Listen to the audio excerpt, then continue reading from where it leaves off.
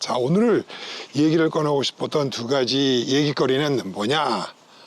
첫째는 반띵이라는 거를 저희가 한국에 와서 배웠어요. 반띵. 그다음에 이제 두 번째 연이어서 말씀드리고 싶은 것은 생각이 나니까 예전에 한 3년 전에 있었던 이게 돌벼락인지 돈벼락인지 맞았던 사건에 대해서 한번 지나간 에피소드들을 가지고 여러분들과 함께 조용한 현충공원을 찾았습니다.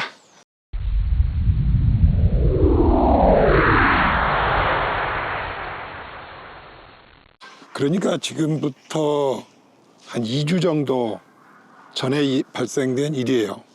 뭐 몇 분 알고 계시겠지만 제가 한국에 와서 지금 의왕에 있는 자그마한 고시원에서 지내고 있습니다. 고시원에 있다 보니까 각 옆방에 사람들도 많이 사귀게 되고 또 그러던 와중에 이제 식당에 모여서 먹고 사는 일이 이제 좀 급하지 않습니까? 그래서 달걀을 이제 한 판을 사기로 거기에 이제 거주하고 있는 아줌마 한 분하고 제가 이제 이름을 지었어요. 떼순이라고. 하도 땡깡을 많이 부려서 떼순이라고 이름을 지었고 한 분은 이제 나이가 50이 좀 넘으신 분인데 제가 이름을 짓기를 이제 꼬마 삼촌이라고 이름을 붙였어요. 그래서 셋이서 달걀을 이제 사오자 해서 꼬마 삼촌한테 달걀을 한 판을 사오라고 그랬는데 이제 알다시피 달걀이 크잖아요. 이제 한 판이 30알이 되다 보니까 그걸 이제 셋이서 나누자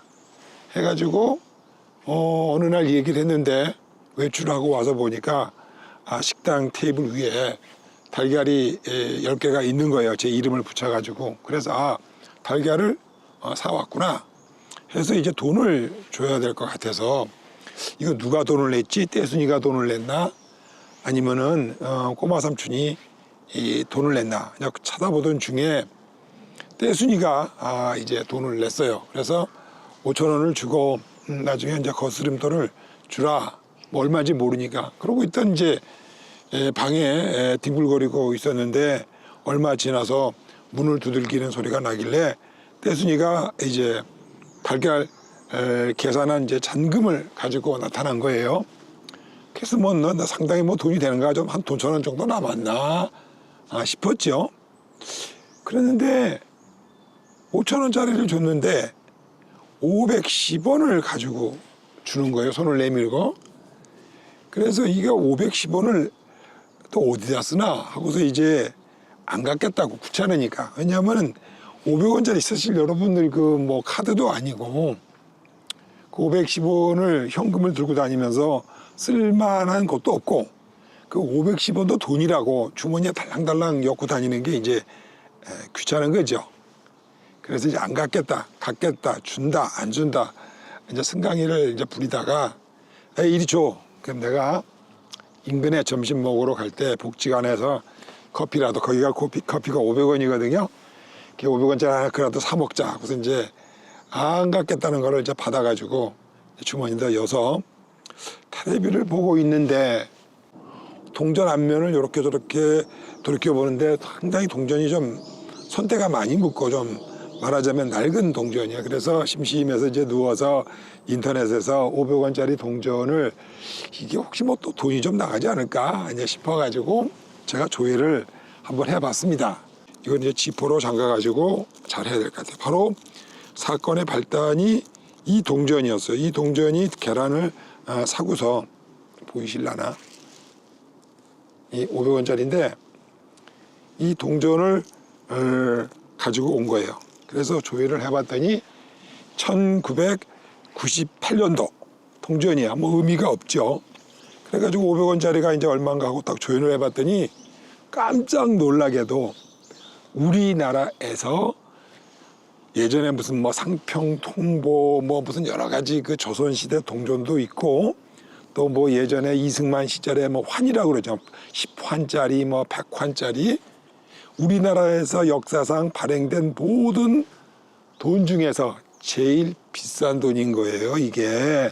그래가지고 너무너무 깜짝 놀라서 스크린 캡처를 해가지고 보다시피 스크린 캡처를 해가지고 놀란 가슴을 덜덜거리고 식당으로 이제 올라갔더니 떼순이하고 꼬마 삼촌이 이제 거기 있는 거예요.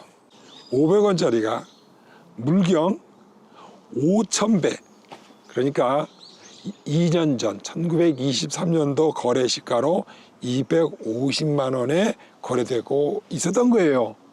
저도 놀랬고 뭐 이게 뭐 한 돈이 한 많아봐야 한 1만 원 정도 갈 줄 알았더니 자그마치 250만 원이고, 우리나라 말씀드린 대로 역사상 화폐 단일 가치고는 제일 비싼 고가 동전이 제 손아귀에 들어온 거예요. 그런데 그 얘기를 인터넷으로 휴대폰으로 확인을 하자마자 떼순이가 갑자기 뒤집어지면서 반띵을 하자 그러는 거예요. 그래서 이제 반띵이 또 무슨 소린가를 이제 몰라가지고 반띵이 뭐냐고 한참 이제 승경이를 하더니 얘를 즉은 125만 원을 이 자기 거다 이거예요. 그러니 이제 얼마나 제 입장에서는 어처구니가 없겠습니까? 그래서 여러분들이 그때 동전 갖고 다투던 일을 잠깐 들려보도록 하겠습니다. 어이구야, 그 동전이 자기 거래요. 어이구, 뭐 조폐공사 사장님이죠. 그래도 나는 보고 줬는데. 저거 증인까지 다 있잖아. 근데 왜?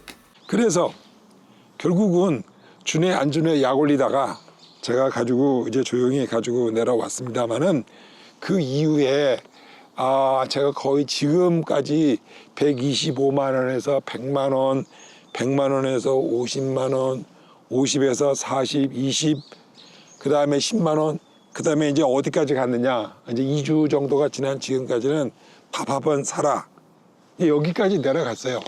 와, 정말 이게 맨 처음에는 장난인 줄 알았는데, 제가 이거를 참 보고 누구를 이제 탓하기 이전에 참 이 적은 돈 1, 2만 원짜리를 가지고도 인간 그 뭐라 그럴까요? 밑바닥이 보인다 그럴까? 돈에 대한 그 집착과 그 뭐라 그럴까요? 참 마음이 좀 씁쓸했어요. 왜냐하면 저의 입장에서는 하등의 노력을 하거나 수고해서 생긴 게 아니잖아요. 그죠?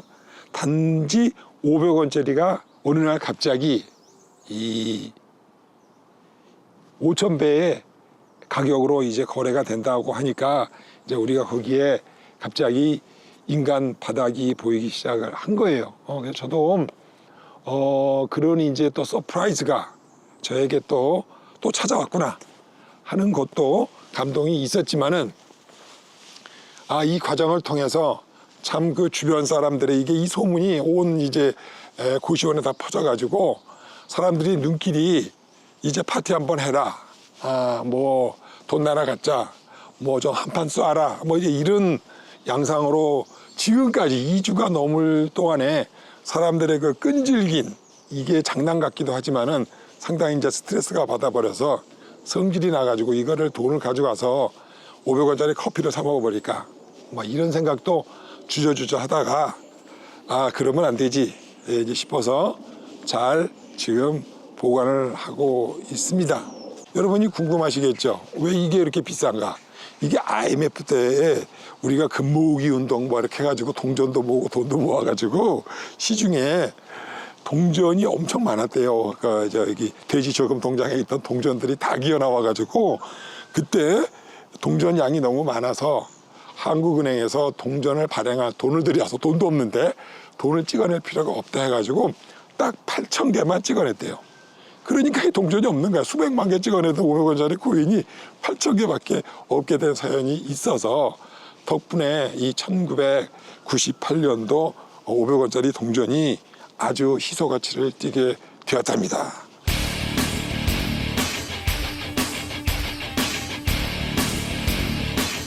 그야말로 제가 돌벼락을 맞은 건지 돈벼락을 맞은 건지에 관한 얘기를 한번 해드리고 싶습니다. 이왕 얘기가 나온 김에. 3년 전이 조금 넘었었던 것 같아요. 칠레에서 아르헨티나 북단위로 넘어가는 곳에 높은 이제 산을 넘어서 가야 됩니다. 그래서 거기 이제 사막지대인데 그 전체 사막지대를 이제 아타카마 사막이라고 불러요. 그래서 이제 그 지방도로를 타고 산을 넘어서 가게 됩니다. 가게 되는데 거기가 아주 이제 경치가 좋긴 하지만은 너무 외딴 곳이야. 그래서 거기에 이제 저처럼 이렇게 자기 차를 가지고 뭐라 그럴까요? 이제 여행을 하는 사람들과 그리고 이제 특별히 칠레 산티아고에서 비싼 돈을 들여서 거기 여행을 오시는 분들 외에는 그 4,800m 좀 되나 그 고지가 거기에 그 외딴 곳을 갈 만한 사람들이 그렇게 많지가 않지요. 그래서 그거를 이제 거기를 이제 경유를 해서 무지개산을 이제 가기 위해서 그걸로 갔었어요. 자, 그랬는데 그 이 남미에는 꼭 우리나라의 고라니라고 하나요? 고라니보다는 좀 커. 고라니 좀 작죠. 그거 같이 좀 비싸게 생기는 구아나코라고 하는 이 동물이 있어요. 꼭 사슴 같기도 하고 고라니 같기도 하고 하는 놈들이 그 벌판에서 지내고 있는 꽤 많이 볼 수 있는 큰 동물들입니다.